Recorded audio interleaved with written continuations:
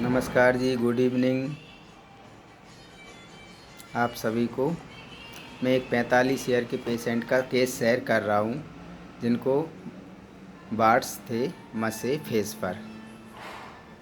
200 के लगभग थे, बहुत ज़्यादा मात्रा में थे, बड़े भी थे पेशेंट। उनको कटवा भी चुके थे 3-4 बार और होम्योपैथी दवाई भी पहले ले चुके थे। काफ़ी टाइम से हो रहे थे, कम से कम 2-3 साल के आसपास से। पेशेंट ने जो आकर बताया मैं वो आपको सुना रहा हूँ। मैंने पूछा क्या परेशानी है आपको। पेशेंट जी मसे हो रहे हैं, मुस्कुराते हुए, अच्छे नहीं लगते, मन भी डिस्कम्फर्ट रहता है। मसे हो रहे हैं हंसते हुए, पहले 2-3 बार कटवा लिए फिर भी हो गए। होम्योपैथी इलाज भी करवाया मैंने, डॉक्टर का नाम बताया, थोड़ा आराम रहा, फिर आराम नहीं लगा।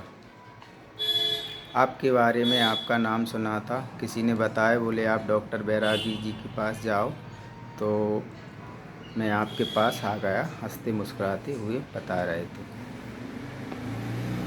मैंने पूछा और बताओ। मुझे कुछ लग रहा था कि पेशेंट कुछ बता नहीं रहा, मैंने पूछा कि बताओ आप और विस्तार से बताओ। बस ये बार्ड्स हैं, लोगों के बीच में जाते हैं, अच्छे नहीं लगते। मैं सीएसी हूँ तो थोड़ा तनाव भी रहता है, मुस्कुराती हुई बताया। जो टीचर ज़्यादा ढीले होते हैं उनको मैनेज करना रहता है, उनको थोड़ा सा डर बताना पड़ता है कि ये कर देंगे वो कर देंगे। बाकी सब बढ़िया चलता है, मैनेज कर लेते हैं सब और कोई दिक्कत नहीं। अच्छा, मैंने पूछा और कुछ नहीं है। अधिकारियों से, सबसे अधिकारियों के बारे में बताया, सबसे अपनी पहचान है, सबसे बना के रखते हैं, कोई दिक्कत नहीं आती। मैंने पूछा और बताइए, तो आप पूछो, बोले क्या बताएं, हंसते हुए बोले आप पूछोगे तो मैं बताऊंगा। ठीक है।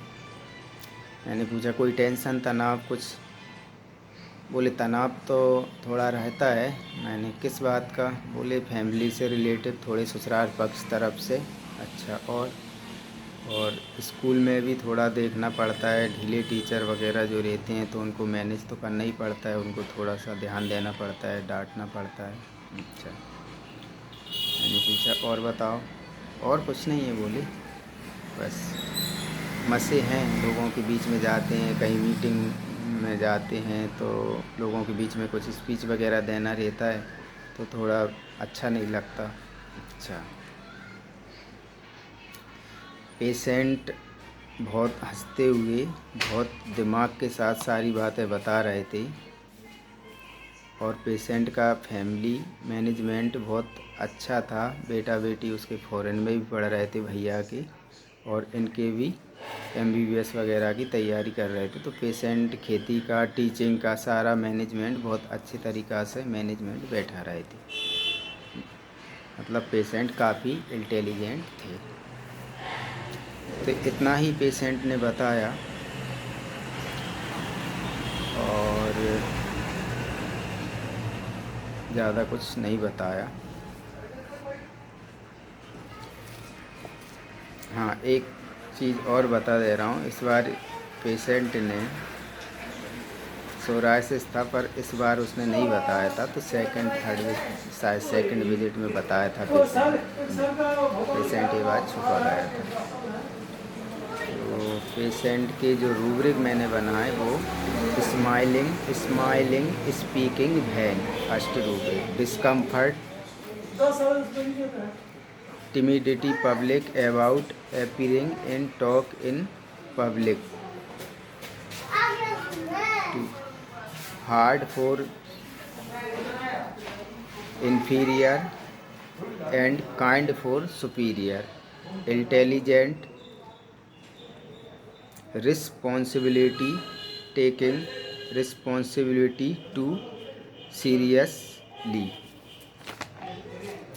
यही पेशेंट के रूब्रिक बनाए थे। और एक रूब्रिक लायर लिया था, जो छुपाया था, झूठ बोला था पेशेंट ने और कोई सोराइसिस के बारे में। तो इन रूब्रिक को समझते हैं। मेडिसिन तो समझ में आई गई होगी क्या है ये लाइकोपोडियम दिया था मैंने, सिंगल डोज 200।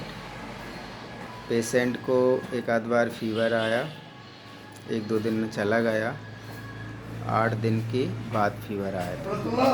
इसके बाद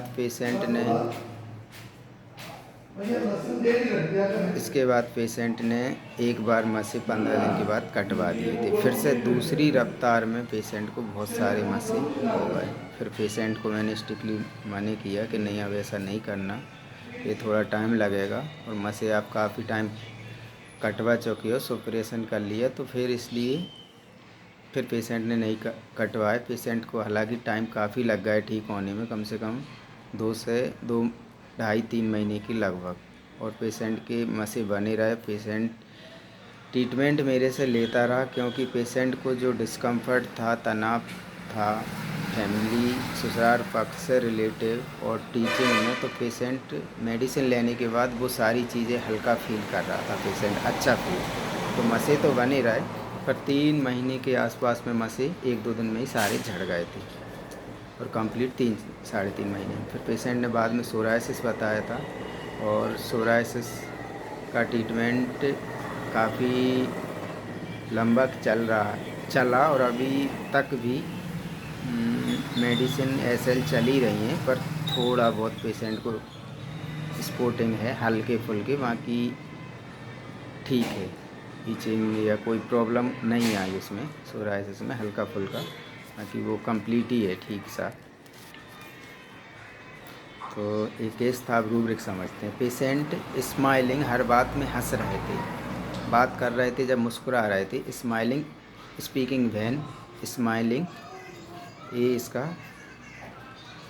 मेन रूब्रिक जो हर समय शो कर रहे थे। डिस्कम्फर्ट, पेशेंट ने खुद बोला कि इसके चलते थोड़ा डिस्कम्फर्ट रहता है, तो डायरेक्ट ही रूब्रिक डिस्कम्फर्ट ले लिया। Timidity, public about appearing in talk in public, तो इसका जो रूब्रिक है, पेशेंट को लोगों के बीच में जाने से अच्छा फील नहीं होता था, क्योंकि मसे दिखते हैं, अच्छा नहीं लगता लोगों के बीच में जाने से, पेशेंट ने बताया। जब मीटिंग में जाते हैं या कहीं अन्य स्कूल में 4 लोगों के सामने बैठते हैं तो अच्छा नहीं लगता, ये पेशेंट ने बताया। Hard for inferior and kind for superior, patient बता रहा था टीचर जो ढीले लोग हैं, जो टीचिंग सीएसी है पेशेंट, तो इनको थोड़ा मैनेज करना पड़ता है, थोड़ा डराना पड़ता है, डांटना पड़ता है, और अधिकारियों को से बना के रखने पड़ती है। पेशेंट काफ़ी चीज़ें मैनेजमेंट कर रहा था, इंटेलिजेंट, घर परिवार, ये नौकरी भी पेशेंट ने इसलिए चुनी थी क्योंकि इधर घर परिवार बच्चे देख ले, इधर अपना काम कर ले, क्योंकि उसमें रोज़ जाना नहीं रहता है स्कूल। 10-15 दिन में अपना काम करा, घर से ही करना, कॉलिंग वगैरह ऐसा कुछ होता है उसमें। तो पेशेंट काफ़ी इंटेलिजेंट था, मैनेजमेंट कर रहा था। Responsibility, taking responsibility too seriously, patient school में भी बराबर काम कर रहा था मैनेजमेंट टीचरों से, घर का मैनेजमेंट भी बहुत जिम्मेदारी से कर रहा था, बच्चों को पढ़ाई लिखाई, घर परिवार, नौकरी, सारी चीज़ें बहुत रिस्पॉन्सिबिलिटी से कर रहा था। यही जो केस था, जो लाइकोपोडियम से वार्डसिस के कंप्लीट क्योर हुई, सोराइसिस भी क्योर 90% 95% क्योर है, हल्का फुल्का अभी स्पॉटिंग नहीं गए, मात्र स्पॉटिंग मतलब उसके जो स्कार हैं बस, बाकी उसमें स्कार के अलावा कोई अन्य प्रॉब्लम नहीं है। एसएल चल रही है पेशेंट के, इस सोराइसिस में काफ़ी टाइम लगा, पर इसको मैंने 3-4-5 बार लाइकोपोडियम रिपीट की है, 30 से 200 तक गया। शायद 3 साल के अंदर इस पेशेंट को बीच में कुछ फीवर में या कुछ एक आध मेडिसिन और चेंज करने पड़ी है बीच में एक्यूट कंडीशन में, कार्बोवेज वगैरह साथ में एक आध डोज इमरजेंसी में। बाकी कोई रिपीट नहीं किया, कोई मेडिसिन चेंज नहीं किया।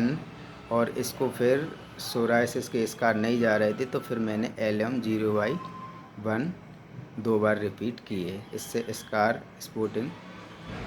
स्पॉट अच्छे से क्लियर हुई। थैंक यू, धन्यवाद। जो कोई इसमें गलतियां हों वो आप बताएं, अच्छा लगे वो भी बताएं। नमस्कार।